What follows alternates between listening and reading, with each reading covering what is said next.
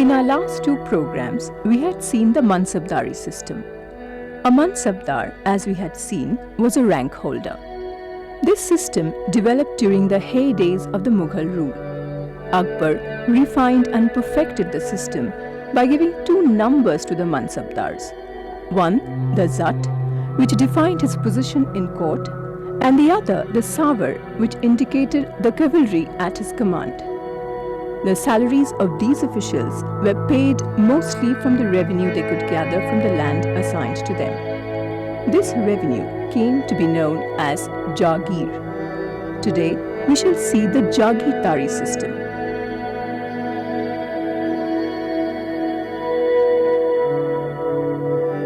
Jagirdari system and the Mansabdari system complement each other.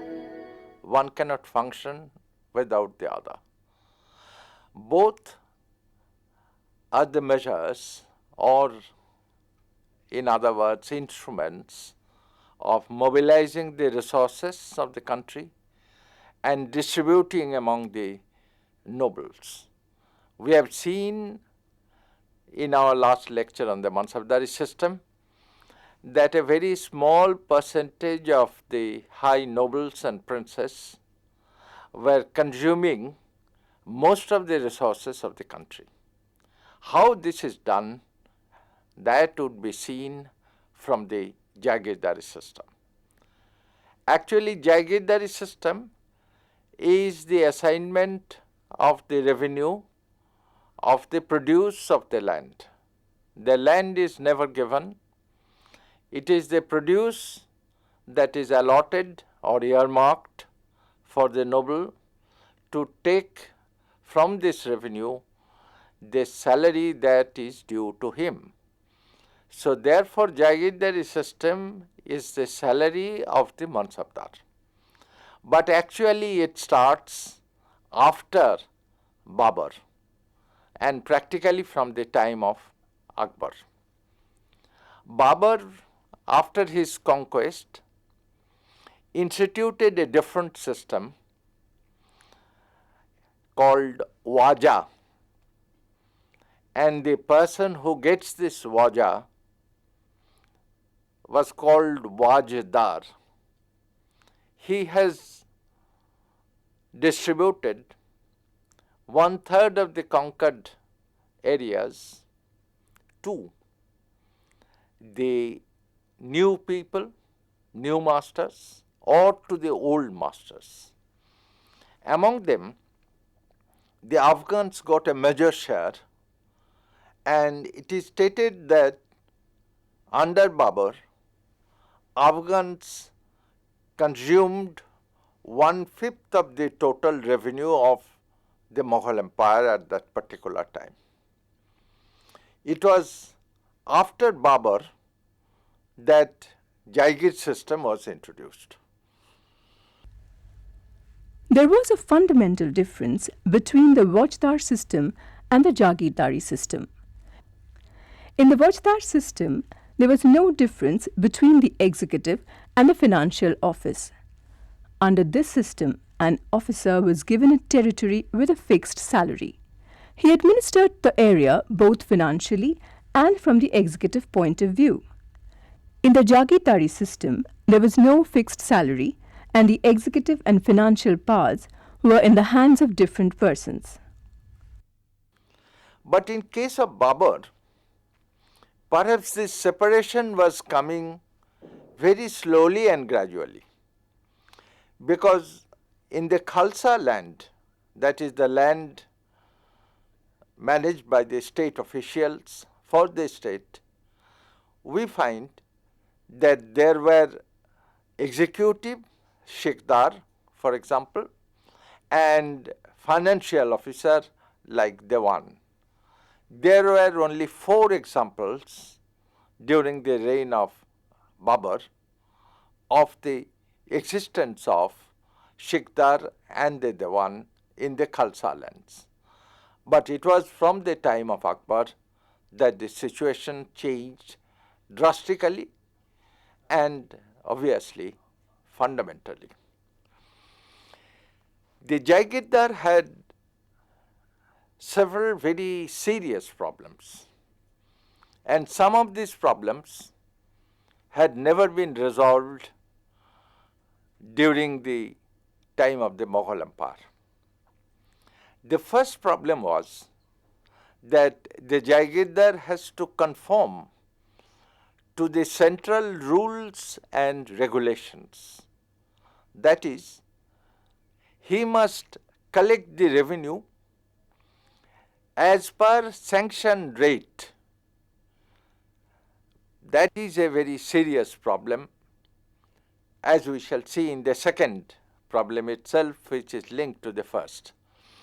The second problem, which I have briefly hinted during the lecture at Mansabdari system, that there is a difference between estimate of revenue and the collection of revenue. The ministry makes the estimate of revenue, which is called Jama Dami. It is called Dami because the dam is a copper coin and the revenue is estimated in dam, at least till the early days of 17th century. Yet the term continues, although after that the estimate is made in rupees. This Jamadami is therefore the estimate of the revenue to be collected from a particular Jagir. And the Jagirdar, when he collects it, it is called Hali Hasil or simply Hasil, that he collects the revenue. The problem comes that this Jamadami is less than that of the Hasil, or in other words, the estimate is different from the actual collection, and the actual collection is often much less. So, in case of the Jagirdar, the principal problem lies that he cannot get the salary that is due to him. There was a third problem. The yield from the Rabi crop and that from the Kharif crop were considered to be equal everywhere except Bengal. But that was a wrong supposition, since there were vast differences between the two crops and their yield not only in Bengal but elsewhere in the country as well. This affected the revenue collection.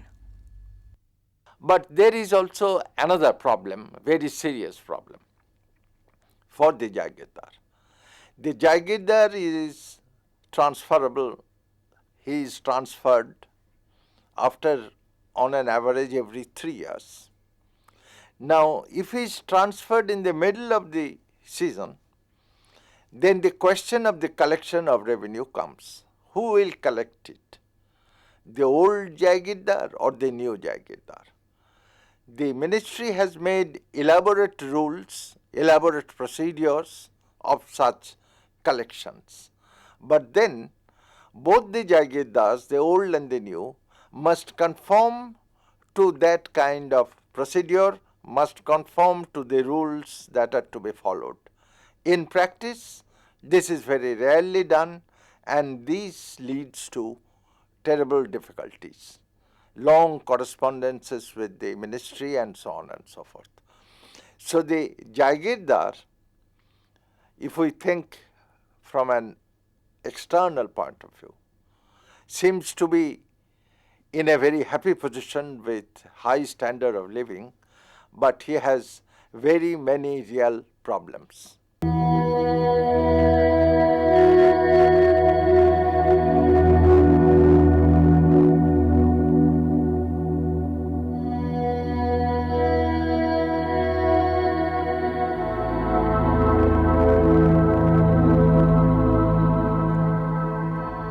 There were 4 different kinds of Jagirs: Jagiri Tankhwa, Mashrut Jagir, Inam Jagir and Watan Jagir. Each had a different type of function and revenue structure. Let us see the characteristics of each of these. First, let us take the Jagiri Tankhwa or the Rupee Jagir. This is the Jagir about which we are talking about, granted to the Mansabdar in lieu of his salary to collect from the revenue of the produce of the Jagir. In India, the tax or the revenue is never on the land during the Mughal period. It was the British who started it. In India, during the medieval period, it was always the revenue of the produce of the land. If there is no produce, there is no tax. Now, the Jaigiri Tankwa, therefore, is the normal Jaigir that we are talking about. And this Jaigiri Tankwa is given to the Mansabdars in lieu of the salary. Besides this, the second type of Jaigir is called Mashrut Jaigir. Mashrut Jaigir is a temporary Jaigir given to a particular person for a very temporary period. When a Mansabdar is appointed to a high post with high obligations, he has to maintain a large number of cavalry. In that case, the Mansabdar gets what is known as the Mashrut Jaigir, a temporary Jaigir for a temporary period. Once he is transferred from that post, he does not get the Jaigir at all. The third one, which is called the Inam Jaigir, is generally given to the religious people for charity. And this Inam Jaigir is generally for the life of the person concerned. He has no rank, that is no Zat rank, no Savar rank, and no military obligation at all. And in most of the cases, it is free of tax. No tax is to be given by him. Jahangir in his memoirs had given a large number of cases which he had granted as Inam Jaigirs. As we shall see later on, some officials of the villages were also given the Inam Jaigirs, but it is generally given to the religious people. The last one, the fourth one, is called Watan Jaigir. Watan Jaigir is that a Zamidar or a Raja, when he is absorbed into the Mansabdari system, that is, when he is made a Mansabdar, he is given a Tankwa Jaigir, that is Jaigiri Tankwa, and his Zamidari is considered Watan Jaigir. This Watan Jaigir is a hereditary one. It requires the imperial sanad for succession, and it continues in the family for very long time, except in one or two cases. In 1679, Aurangzeb did not give the succession to Jodhpur and converted Jodhpur into a Khalisa. There was violent demonstration of the Jodhpur people, revolts, etc., etc. Now, this Watan Jaigir is therefore the Jaigir given for life as well as to the succession, provided there is an imperial sanad, and therefore it is not transferable. It cannot be transferred. Man Singh, for example, under Akbar, when he was a Mansabdar, he had two Jaigirs, one Jaigiri Tankwa in Hisar near Punjab, and his Watan Jaigir was in Ambar near Jaipur. So therefore, the Jaigirs are of various types, and here we'll deal mostly with the Jaigiri Tankwa, since Watan Jaigir will be discussed by us later in the lecture on the Jamindari system.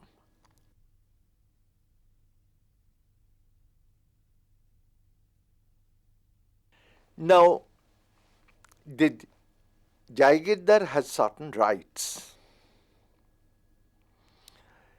These rights are embodied in the order of the Wazir given at the time of the assignment. It is very clearly written. His principal functions are two. One is to collect the revenue in lieu of his salary, and two, administer the Jagir. If there is a problem in the Jagir, if there is a revolt, he can call upon the Faujdar to help him, and normally the Faujdar helps him. But there are these two principal rights of the Jagirdar, in which the collection of the revenue is the most important one. Now, in case of the Jagirdar, when he comes as a new person, there are problems for him. First of all, he does not know the area, the locality, etc. Then he does not know the tradition and customs, and therefore the Jagirdar faces certain problems. But to recount these problems and how the ministry tries to solve it, we shall see immediately after looking at the revenue of the Jagir. Unfortunately, the Jagirdari records are not available to us. Nothing has been found so far, excepting in one or two small cases. But the Khalisa records, that is the land managed by the state officials for the state, these records are available. And it is more or less presumed and accepted now that the Jagirdari model follows the model of the Khalisa.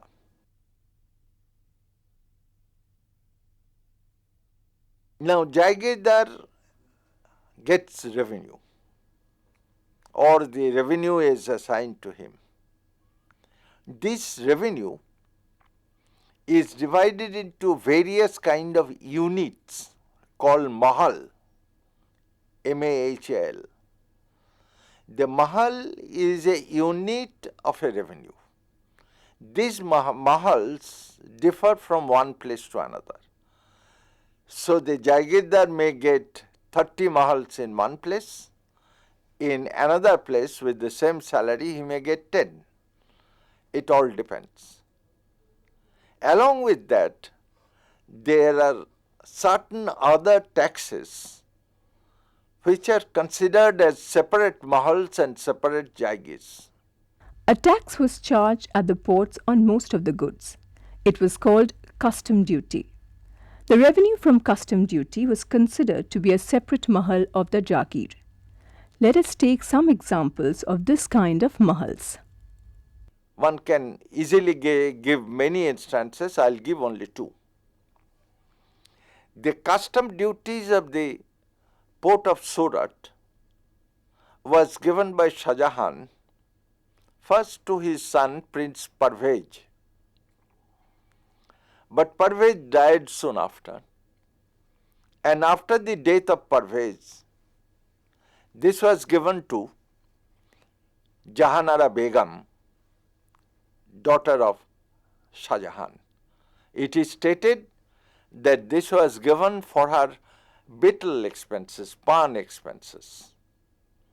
We have another instance closer at home in Hooghly. The port duty of Hooghly port was a Jagir of Shaista Khan, who was the Subadar of Bengal.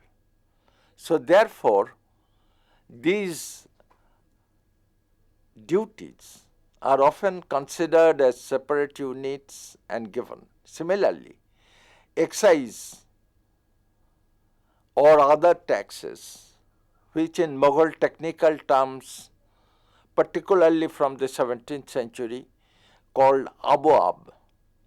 These abwabs are often considered, but not always, considered as separate units and separate jagirs. Now, in the rights of the Jagirdars, we have a very interesting farman or order given by Aurangzeb in 1666 to an official in Gujarat whose name was Roshik Das. He was a Karori of Gujarat in charge of the revenue.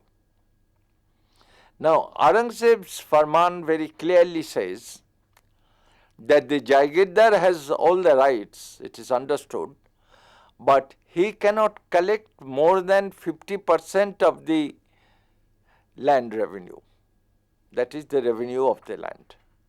It must be less than 50%. Also, the farman says that the Jagirdar should not and would not be allowed to collect taxes which are not permitted by the central government. Now, the later historian Kafi Khan, who wrote after the death of Aurangzeb, stated that the Jagirdars did not follow the second order and no punishment was given to him. Now, one of the reasons of this kind of oppression, if one likes to say it that way, is that the Jagirdar faces plenty of difficulties, as I have explained. And to solve this problem, the central government has made an administrative arrangement. Under the Mughal Empire, the Jagirs had a very elaborate administrative setup. Basically, it consisted of three-tier contingent of officials posted at the Jagir itself. They are the staff of the Jagirdar, the local staff, and the imperial staff. Again, the imperial staff contingent was further subdivided into subadars, faujdars, and so on. So, first we see the staff of the Jagirdar. Now, in case of the Jagirdari administration, we must divide the Jagirdars into two types. One is a bigger Jagirdar and other is a smaller Jagirdar. The reason of this division is because the system of administration of the Jagir depends on the size of the Jagir. A bigger Jagirdar has a large number of officials, modeled on the staff pattern of the Khalsa, and naturally they are far more efficient and they could collect the revenue also. In case of a smaller Jagirdar, he did not have the resources to appoint a large number of officials. His officials are mainly two. One is called Amil, who is in charge of the revenue, so to speak, and the other is Fotedar, or the treasurer, the man in charge of finance. So, Amil is in charge of the Jagir itself and Fotedar is in charge of the finance. So, for the smaller Jagirdar, these are the two principal officials to look after the Jagir. So, what happens is, particularly from the late 17th century, when wars were going on in Rajputana and Maharashtra, the smaller Jagirdars used to give contracts of the collection of revenue to certain people, particularly some of his own troops and also to merchants. This is called Ijara system.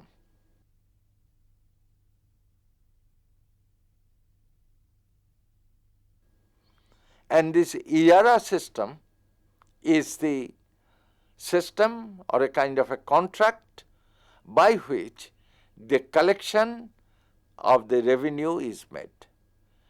Now, from the time of Shah Jahan, this Ijara system increased more or less. Before that, we find very rare instance of the Ijara system. Now, this is the staff of the Jagirdar, and as I have said in brief, that the bigger Jagirdars had larger number of officials, Naib, Gomasta, Amil, Fotadar, Pikes, soldiers even. The second one, the local staff, who are unaffected by the transfer, are generally two.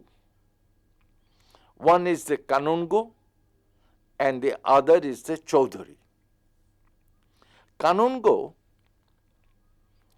is a post for life and it is hereditary, but the succession would need an imperial sanad, that is an imperial order.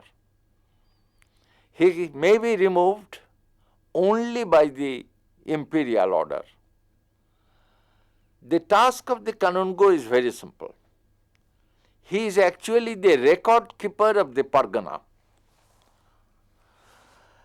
He keeps the record, all kinds of statistics, the area, the kind of produce, different kind of land, number of people, the rate of the revenue, the sanction rate, the prices, market prices, and so on and so forth.